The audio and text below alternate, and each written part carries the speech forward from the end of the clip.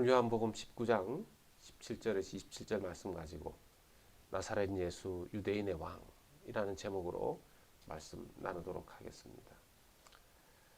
감람산 올리브나무 감람산 겟세마네 동산에서 그 기름 틀의 동산에서 예수님의 그 땀방울이 핏방울이 되는 기도를 마치신 후에 가룟 유다가 군사들을 이끌고 예수님을 잡으러 왔습니다. 예수님은 그때부터 끌려가시면서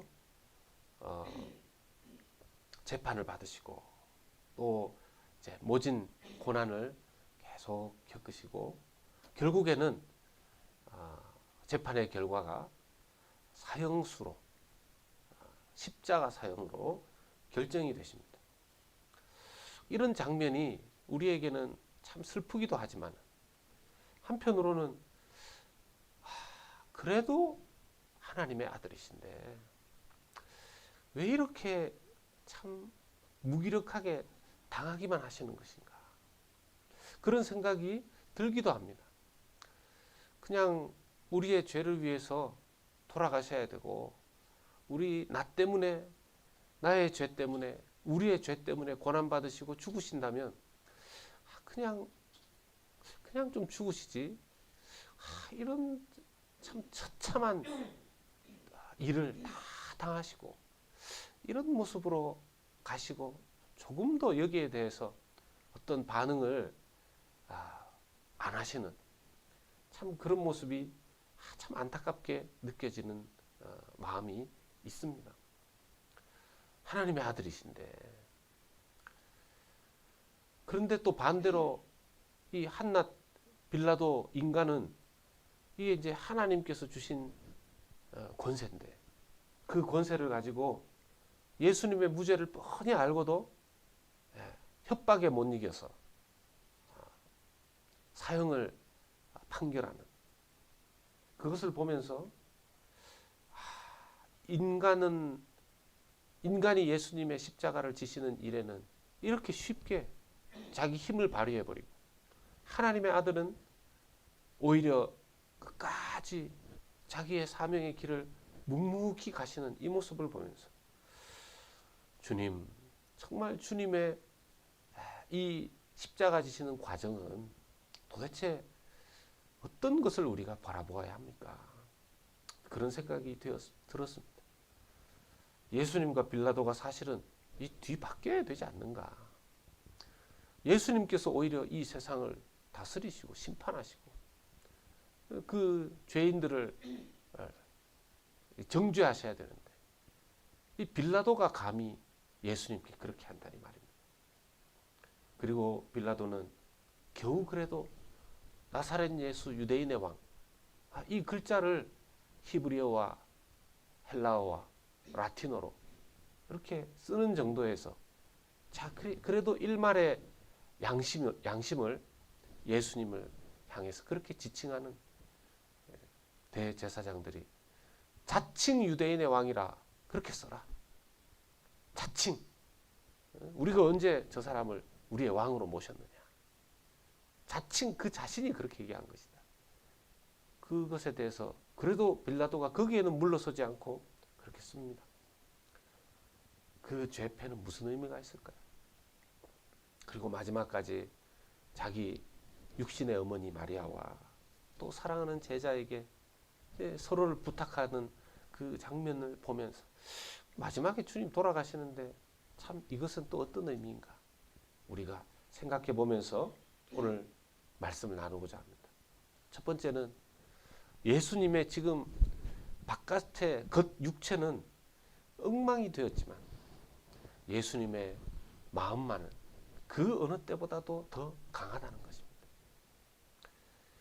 이미 그 전에 채찍으로 맞고 손으로 맞고 가시면류관 쓰시고 그 이스라엘에 있는 그 가시는 아주 굵고 뾰족해서 그걸로 이 머리에 씌우는 관을 만들고 머리에 씌우면 그것을 강제로 꾹 눌러버리면 그 가시가 뇌 근처까지 파고 들어간다는 것입니다.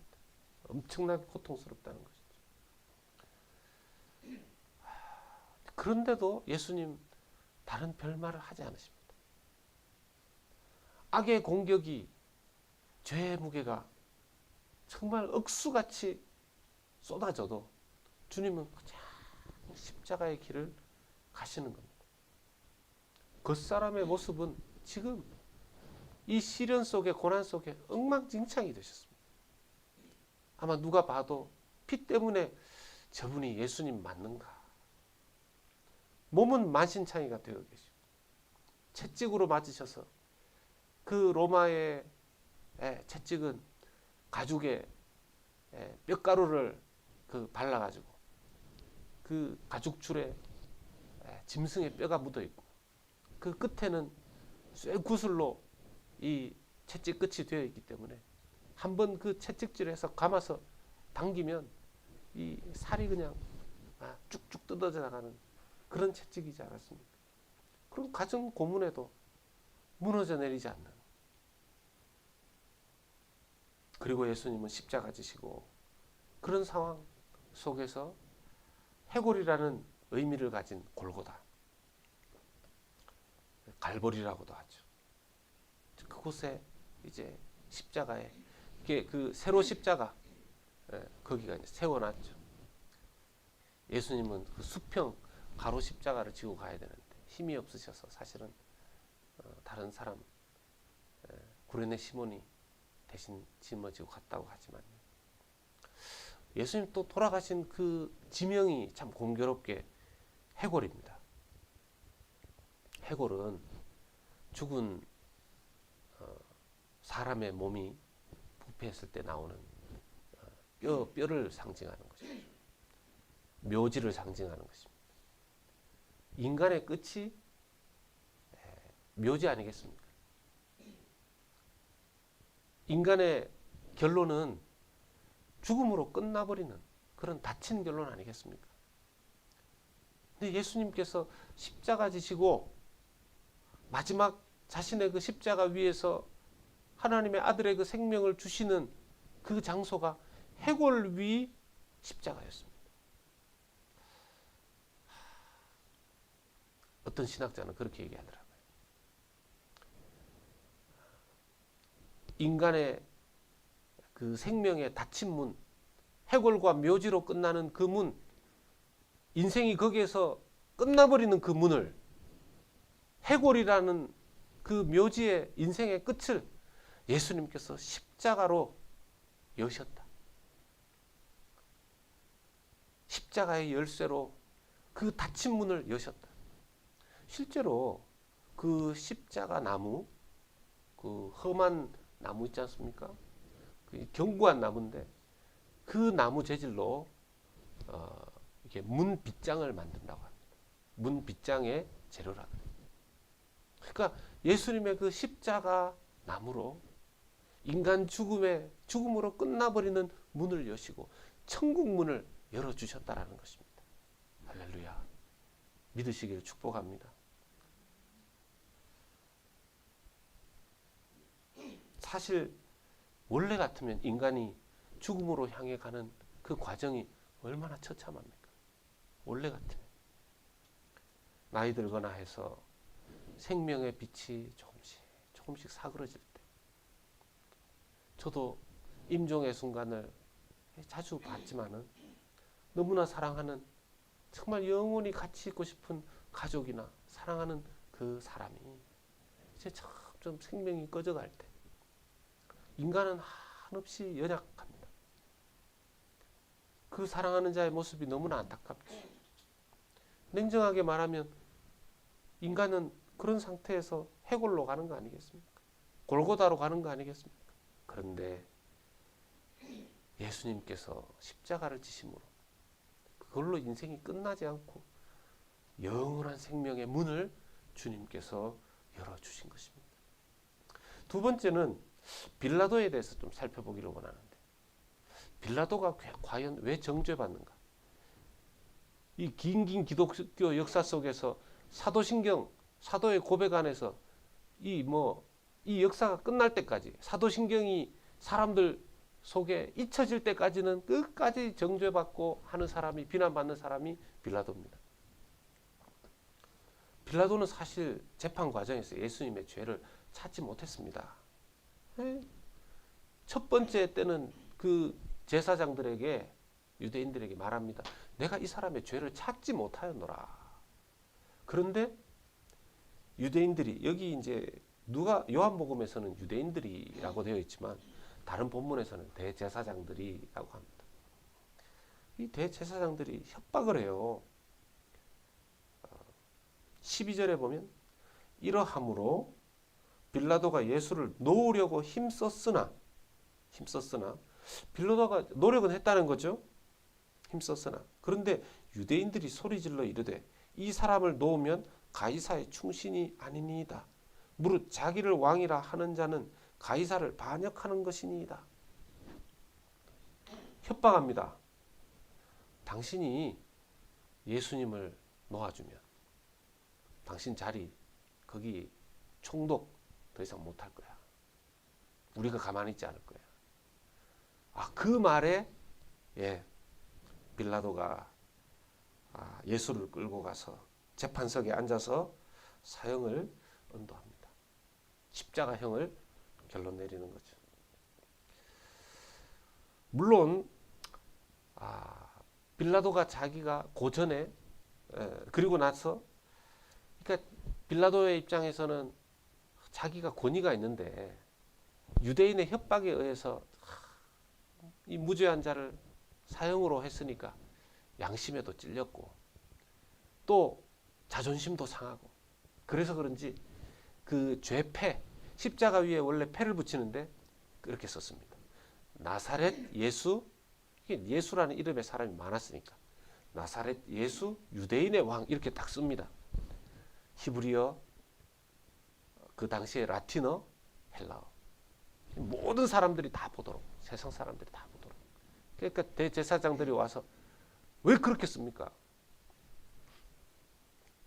자칭 유대인의 왕이라고 다시 고쳐 써주십시오. 그러니까 빌라도가 뭐라고 하냐면 내 쓸 것을 썼노라. 최소한의 자기 자존심인 거죠. 나한테 이제 더 이상 내가 당신들 때문에 죄 없는 이 사람 사형수 했는 것만 해도 내가 지금 기분이 나쁜데 이 정도는 내가 더 이상 나한테 말하지 마라. 내 결정에 대해서 말하지 마라. 소심한 복수 같은 거죠. 근데 이 속에 뭐가 담겨 있냐면 하나님의 섭리가 담겨 있는 것입니다. 하나님의 섭리가 담겨 있는 것입니다. 참 이 부분을 제가 저의 짧은 이 부족한 입으로 어떻게 증가할 수 있을지 모르겠는데, 빌라도가 자기 딴에는 최선을 다한 거 아닙니까? 그러니까 죄가 없으니까 내가 놓아주려고 한다. 애를 썼지만, 근데 협박이 너무 강하게 들어오니까 어쩔 수 없이 자기가 자기도 살아야 되니까 그런 거 아닙니까? 근데 여기에 문제가 있다는 것이죠. 빌라도가 자기의 이해관계, 자기의 자리를 지키기 위해서 자기도 살아야 되니까 타협하는 거죠. 근데 여러분, 이 빌라도의 모습이 보통의 인간의 모습 아니겠습니까? 우리가 그러면 안 된다는 걸 알고 있지만 어쩔 수 없이 살아야 되니까 어쩔 수 없이 이게 사실이고 이게 맞는 것이지만 하나님의 뜻이지만 이렇게 하다가는 자기가 감당을 못 하겠으니까 여러 가지 이유가 있죠. 내가 이게 아닌데 이걸 아니라고 했다가는 회사에서 나가야 된다거나 아니면 크게 손해를 봐야 된다거나 생명의 위협을 봐야 된다거나 이런 이해관계가 엇갈리면 자기도 어쩔 수 없이 아니요 해야 되는 걸 예할 수도 있는 것이 인간의 모습이지 않습니까? 빌라도의 모습을 인간들이 다 가지고 있는 거죠. 그런 면에서 빌라도가 받았던 이 정죄에서 예외가 되는 사람이 과연 있을까 하는 생각이 듭니다.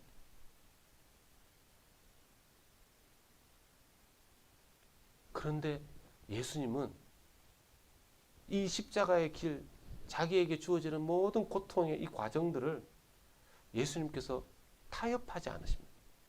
끝까지 가시는 거죠. 끝까지. 빌라도의 모습에서 일반 인간의 모습을 보고요. 자기에게 해가 되지 않는 선에서 자기를 지키는 거예요. 만약 자신에게 해가 된다면 타협해버리는 거예요. 그래서 어쩔 수 없이 제가 죄를 지었습니다. 어쩔 수 없었습니다. 환경이 그랬습니다. 그럼 내가 어떻게 하겠습니까? 이게 인간의 핑계들 아니겠습니까? 그런데 마지막으로 우리가 살펴보는 것은 믿는 자에게 주어지는 하나님의 선언. 빌라도가 그 와중에 예수님에 대해서 붙인 그 패, 나사렛 예수 유대인의 왕이라.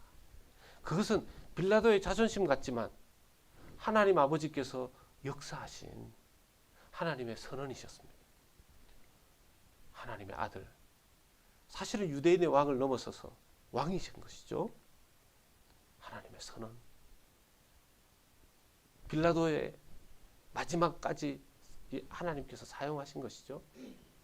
이걸 통해서 보는 것이 비록 아들 예수께서 엄청난 고난을 겪고 지금 하나님 아버지께서도 그걸 보는 것이 얼마나 고통스러우셨겠습니까? 그 육신의 어머니 마리아가 자기 아들의 고통의 모습을 보는 것도 엄청나게 고통스러웠지만 아버지 하나님께서 그 독생자 아들의 십자가 고난을 보면서 얼마나 고통스러우셨겠습니까? 근데 그 사명을 감당해야 되니까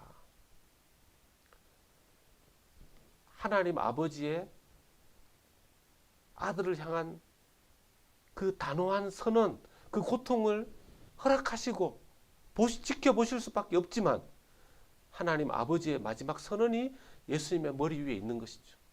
너는 이렇게 고난받고 있지만 내가 너에게 준 정체성은 왕이다. 하나님 아버지의 선언이신 것입니다. 그런데 이 속에서 우리가 뭡니까? 우리도 십자가의 예수님을 믿고 하나님 아버지의 자녀가 됨으로써 하나님 아버지께서 우리를 향해서 이 선언을 우리에게 우리의 머리 위에 딱 선언한다는 것을 우리가 믿으실 수 있기를 주의 이름으로 축복합니다. 이게 왜 중요하냐면 우리도 그 하나님 아버지께서 예수님에게 딱 위에 써놓으신 내 아들 예수가 십자가를 통해서 지금 이 고난받고 있지만 진정한 왕이다. 악의 세력이 얼마나 예수님을 밀어붙이고 인간 같으면 무너지지 않겠습니까? 예수님 무너지지 않잖아요.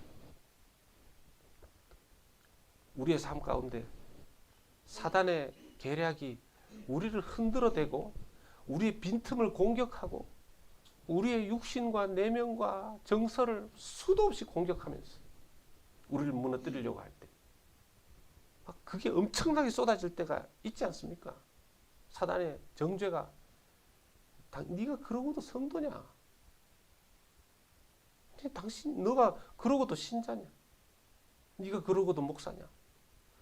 너를 증명해봐라. 십자가 위에 오르신 예수님을 향해 소리쳤던 군중들이 그거 아닙니까? 네가 메시아냐? 지금 증명해봐라. 마귀가 우리에게 어떤 때는 막 그렇게 얘기하잖아요. 네가 그리스도인이라고? 그렇게 살면서? 그런 마음으로? 너 증명해봐라. 그런 조롱이 비난이 막 쏟아지는 것 같습니다. 그때 우리의 머리 위에도 우리의 심령 안에 주님께서 선언하신 인치심이 있음을 믿어야 할 것입니다. 요한복음 1장 12절에 13절 말씀이 하나님의 선언이죠.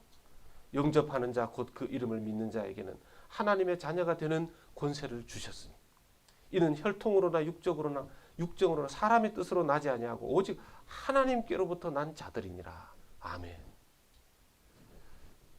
그런 억수 같은 사단의 공격이 우리에게 밀어닥친다 할지라도 우리를 향한 하나님 아버지의 선언도 너는 내 자녀다 하신 그 선언은 언제라도 변함없이 주님께서 선언했기 때문에 마귀가 아무리 정죄해도 내가 내 선언할 것을 선언했으니 더 이상 얘기하지 마라.